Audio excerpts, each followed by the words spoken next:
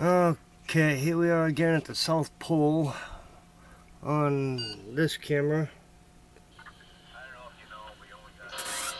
And yesterday we had a tractor come out of the ground right over here. That spot's buried. Hold on. Okay, it was supposed to refresh just now. It didn't. What I see are tractors coming in. They're coming into this area again.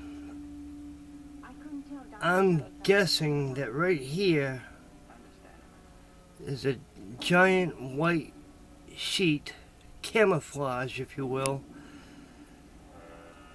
It is going to be removed so that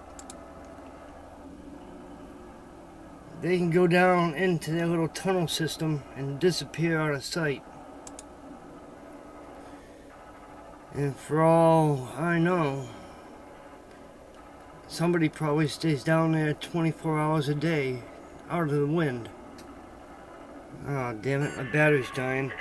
Alright, so here they are en route to the area, and they stopped the feed.